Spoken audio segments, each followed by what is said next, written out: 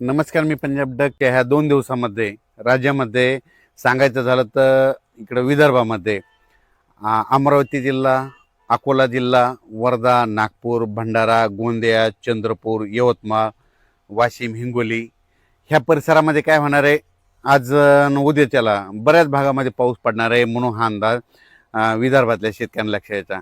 त्याच्यानंतर खास करून जे वंचित भाग राहिलेला आहे पाऊस वाचून, तर धाराशिव जिल्हा, सोलापूर जिल्हा, त्याच्यानंतर लातूर जिल्हा, त्याच्यानंतर बीड जिल्ह्याचा काही भाग, पाटोदा आष्टीचा, त्याच्यानंतर इकडं परभणी जिल्हा आणि जालना जिल्हा, नांदेड जिल्हा ह्या भागात देखील आज दुपारनंतर 2:30च्या नंतर बऱ्याच भागामध्ये पाऊस दिसेल.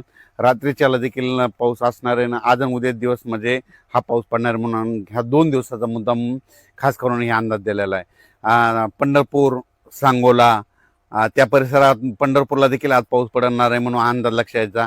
अक्कलकोट, उदगीर, नळदुर्ग, त्याच्यानंतर उमरगा, कंधार, लोहा ह्या पट्ट्यामध्ये देखील आज काय होणार आहे, बऱ्याच भागामध्ये पाऊस पडणार आहे म्हणून हा अंदाज लक्ष यायचा. पालम तालुका, सोनपेठ तालुका, त्याच्यानंतर गंगाखेड, इकडं परळीकड ह्या बऱ्याच भागामध्ये आज काय होणार आहे, पाऊस येणार आहे म्हणून हा अंदाज लक्ष यायचा.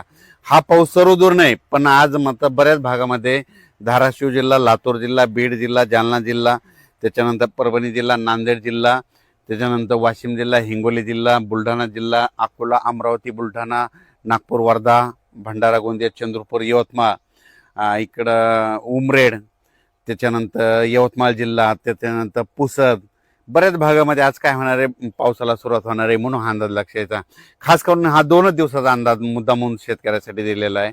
त्याच्यानंतर परत पाऊस येणार आहे, पण त्याचा पाऊस आपण उद्याच्या अंदाजात दाखल देण्यात येईल. त्याच्यानंतर कोल्हापूरपासून ते राधानगरी तिकडे देखील आज पाऊस चालू राहील. त्याच्यानंतर कोकणपट्टीचा पाऊस चालू राहील.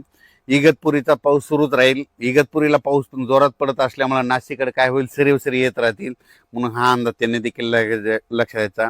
इकडं संगमनेरच्या म्हणजे पश्चिमेकडं त्या अकोले त्या परिसरात सरीच राहतील म्हणून हा अंदाज लक्ष यायचा.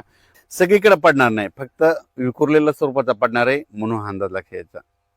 कन्नड आणि सिल्लोड, संभाजीनगर जिल्ह्यामध्ये तिकडे देखील आज बऱ्याच भागात दुपारनंतर पाऊस येणार आहे म्हणून हा अंदाज त्यांनी लक्ष यायचा. धन्यवाद.